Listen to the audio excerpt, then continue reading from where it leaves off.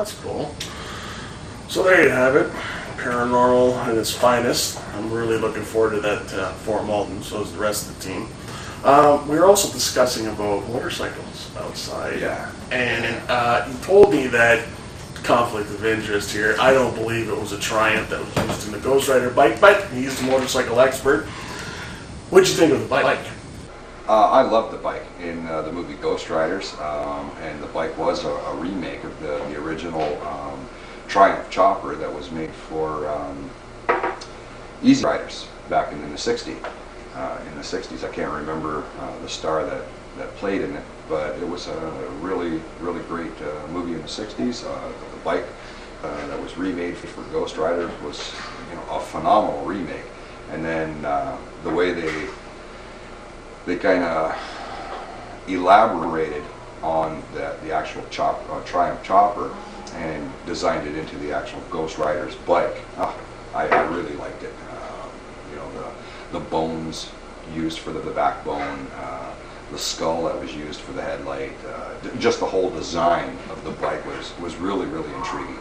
I'd like to get my hands on some really good close-up pictures of that bike and do some drawings up and maybe. So you do draw motorbikes? Pardon me? You draw motorbikes? Yeah, I've got a number of drawings already done up, but it's just a personal interest of mine. Mm-hmm.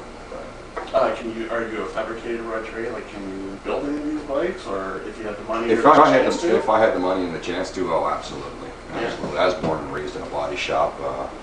Started welding at 8 years old, and it's like, that's just something I'd love to do. I'd love to get my hands on, the equipment and the money, basically, for the parts. But yeah. So basically, motorbikes is like your dream building them. Yeah, stuff, absolutely. Absolutely. Yeah. Well, that'd be great. And another question for now that we're on the top of building. Are you still doing construction? Yeah, I'm still in construction.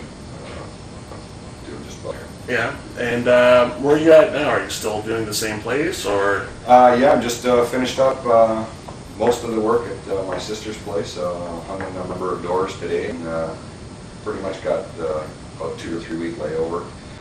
Waiting for the kitchen cabinets to come in, and then we're going to go in and finish up the kitchen. Sounds great.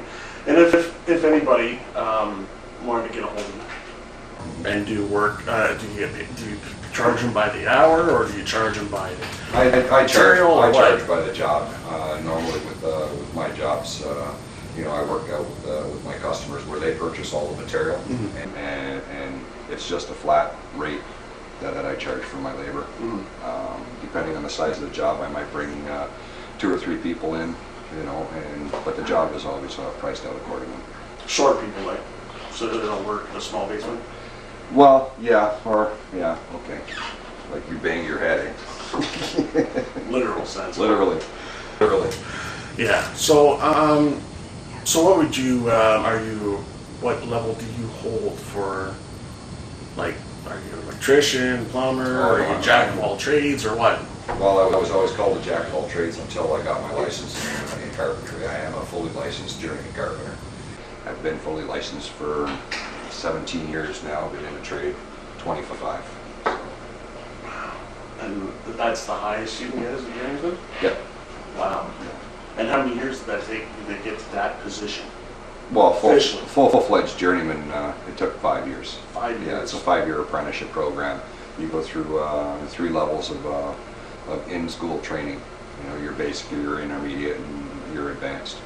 So. Where'd you get your training in? In case the viewers would on like to... On the job or in school? Like, in school. In school was through St. Clair College. It was through the apprenticeship program set up with the government. So it's a government accredited program that St. Clair puts on, and there's a government exam that you got to take to get your certificate of qualifications. Okay.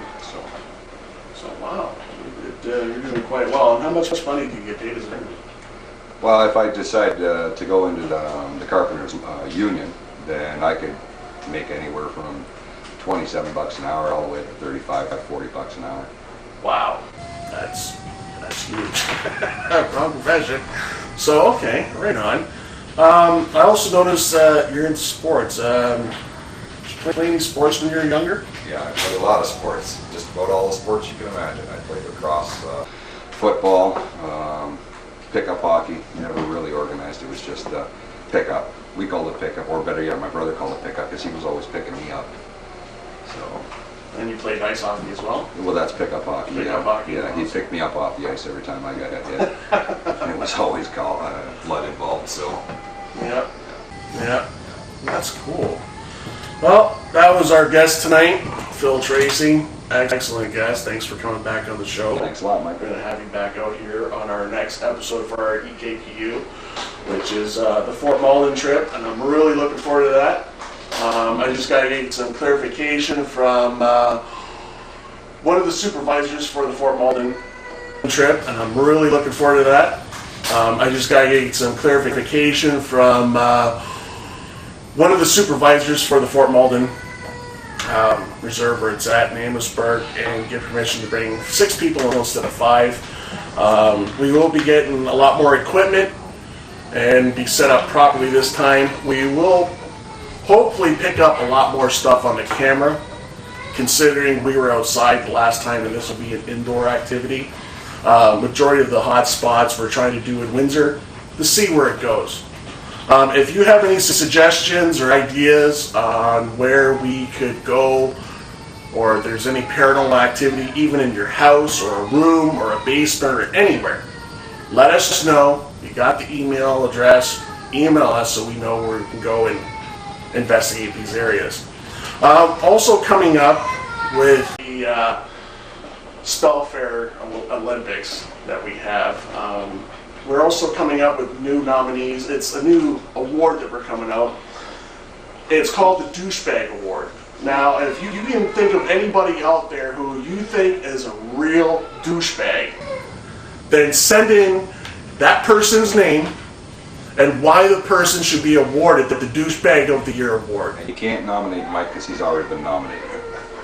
So, with my first nominee, I'm nominating my sponsor, Phil Tracy, as a douchebag. I second that. Because I live with the guy, and believe me, he's a douchebag. So with that, I just email us on people you think should be that douchebag of the year with a comment on why. And we'll sort through the stuff, and we'll name our douchebag. All right, thanks. I'm Mike, and I'll see you next week for Monday Night News. Bye.